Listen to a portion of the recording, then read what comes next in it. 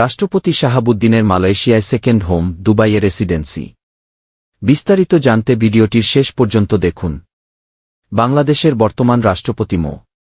শাহাবুদ্দিন চুপ্পু মালয়েশিয়ায় second home এবং দুবাইয়ে রেসিডেন্সি রয়েছে বলে দাবি করেছেন যুক্তরাজ্য প্রবাসী সাংবাদিক জুলকারনাইন সায়ের। রোববার ৮ সেপ্টেম্বর তার ভেরিফায়েড ফেসবুক পেজে একটি পোস্টে বেশ কিছু ছবি দিয়ে তিনি এ দাবি করেন। ফেসবুক পোস্টে তিনি লিখেছেন, বাংলাদেশের সেকেন্ড হোম রাষ্ট্রপতি মো. শাহাবুদ্দিন চুপ্পু গণপ্রজাতন্ত্রী বাংলাদেশের প্রেসিডেন্ট। আবার একই সঙ্গে তার রয়েছে মালয়েশিয়া সেকেন্ড হোমে বিনিয়োগ এবং দুবাইতে ব্যবসা ও সে দেশের রেসিডেন্সি। এছাড়াও তার তৃতীয় একটি দেশের পাসপোর্টে বিনিয়োগ রয়েছে বলেও শোনা যায়। জুলকারনাইন আরও লিখেছেন, রাষ্ট্রপতি চুপ্পুর মালয়েশিয়া সেকেন্ড হোমে ১,৫০,০০০ রিঙ্গিত বিনিয়োগ এবং দুবাইয়ের কয়েকটি ব্যাংক অ্যাকাউন্টের বিস্তারিত ও ওয়ারাদ জেনারেল ট্রেডিং এলএলসি নামের দুবাইতে নিবন্ধিত একটি প্রতিষ্ঠানে ব্যবসায়িক বিনিয়োগের বিনিময়ে রেসিডেন্স ভিসা পাওয়ার প্রমাণস্বরূপ বিভিন্ন কাগজ হাতে এসেছে। পোস্টে বলা হয়েছে, প্রশ্ন হল, রাষ্ট্রপতি চুপ্পু বিদেশে এসব বিনিয়োগের কোনো অনুমতি কি আদৌ গ্রহণ করেছেন?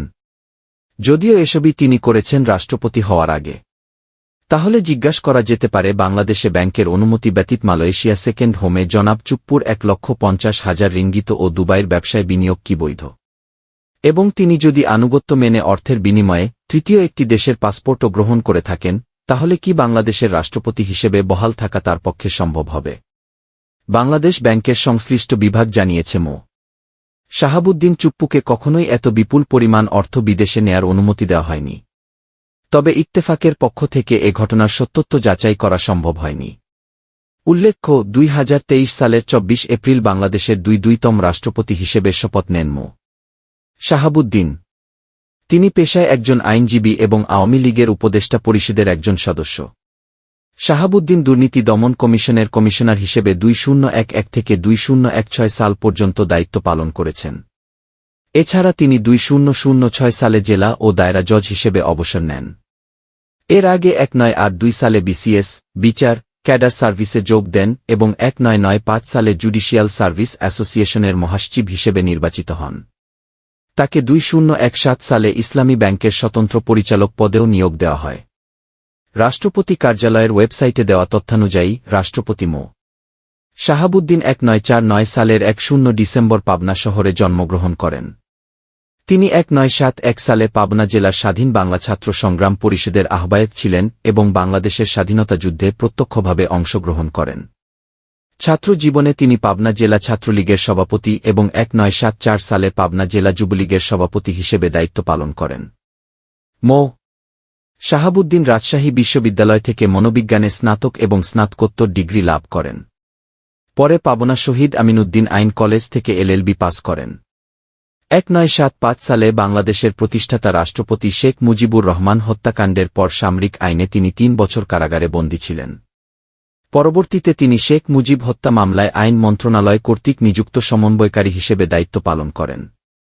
তিনি ১৯৮০-১৯৮২ সাল পর্যন্ত দৈনিক বাংলার বাণীর সাংবাদিক হিসেবেও কাজ করেন। মো. শাহাবুদ্দিন ২০০৬ সালে শ্রম আদালতের চেয়ারম্যান এবং ২০০৮ থেকে ২০১১ সাল পর্যন্ত বাংলাদেশ সুপ্রিম কোর্টের আইনজীবী হিসেবে দায়িত্ব পালন করেছেন। তিনি ২০০১ সালে সাধারণ নির্বাচনে বিএনপি জামায়াত জোট ক্ষমতায় আসার পর আওয়ামী লীগ ও তার সহযোগী সংগঠনের নেতাকর্মী এবং সংখ্যালঘু সম্প্রদায়ের জনগোষ্ঠীর উপর হামলা, হত্যা, ধর্ষণ ও লুণ্ঠন ও মানবতাবিরোধী কর্মকাণ্ডের অভিযোগ অনুসন্ধানে গঠিত বিচার বিভাগীয় তদন্ত কমিশনের চেয়ারম্যান হিসেবে দায়িত্ব পালন করেছেন। মো. শাহাবুদ্দিন ২০২০ সালের জানুয়ারিতে বাংলাদেশ আওয়ামী লীগের উপদেষ্টা পরিষদের সদস্য নির্বাচিত হন। তিনি আওয়ামী লীগের প্রচার ও প্রকাশনা উপকমিটির চেয়ারম্যান হিসাবেও দায়িত্ব পালন করেন। সর্বশেষ ২০২২ সালে তিনি বাংলাদেশ আওয়ামী লীগের জাতীয় কাউন্সিলের নির্বাচন কমিশনার হিসেবে দায়িত্ব পালন করেছেন।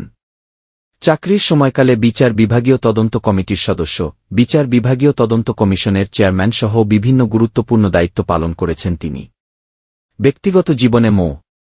শাহাবুদ্দিন এক পুত্র সন্তানের জনক এবং তার স্ত্রী প্রফেসর ড.